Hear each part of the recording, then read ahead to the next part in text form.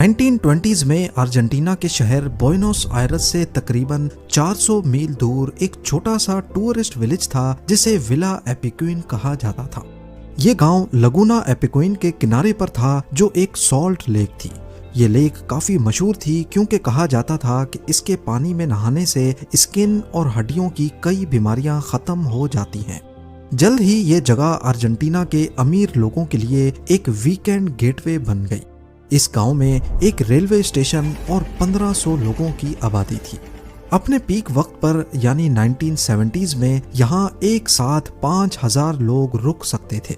Villa एपिक्यून की इस शोहरत की वजह से इस पर बहुत पैसा भी लगाया गया और कई होटल्स बनाए गए ताकि विजिटर्स को रात गुजारने में कोई मुश्किल ना हो सके। लेकिन ऐसा लगता था जैसे इस शहर को सॉल्ट लेक से अलग करने वाले डैम पर ज्यादा ध्यान नहीं दिया गया और फिर वही हुआ जिसका डर था। 10 नवंबर 1985 को एक तूफान की वजह से वो डैम टूट गया और अगले 2 हफ्तों तक इस गांव में पानी मुसलसल भरता रहा। आखिरकार सभी लोगों को विला एपिक्यून को छोड़कर जाना पड़ा। कुछ दिनों के बाद कंडीशन ये हो गई कि गांव और उसमें मौजूद घर 30 फीट पानी के अंदर चले गए। 25 सालों के बाद 2009 में जब पानी वापस उतरना शुरू हुआ तो नीचे मौजूद घरों का मलबा काफी खौफनाक मंजर पेश करने लगा। ऊपर से देखने पर इसकी असली गलियां और घर नजर आ सकते हैं जहां पर 1500 लोग रहते थे।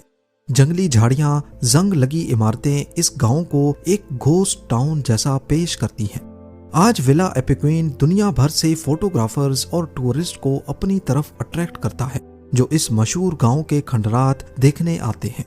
पानी में नमक की वजह से स्ट्रक्चर्स पर एक सफेद लेयर चढ़ी हुई है जो इस खंडरात को और भी ज्यादा खौफनाक लुक देती है। विला एपिक्यून के बारे में सबसे इंटरेस्टिंग बात यह है कि 25 साल तक पानी में डूबे रहने के बाद भी 2009 में जब पानी उतरा तो 81 इयर्स के पाब्लो नोवेक ने वापस आकर वहीं अपने टूटे फूटे घर में रहने का फैसला किया। शहर के 1500 लोगों में से वो अकेला था जो वापस लौट कर आया था।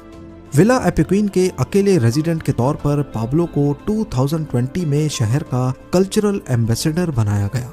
लेकिन अफसोस के साथ जनवरी 2024 में 93 इयर्स की एज में पाब्लो भी इस दुनिया को छोड़ गया।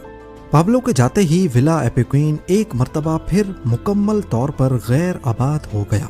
कई दहाइयों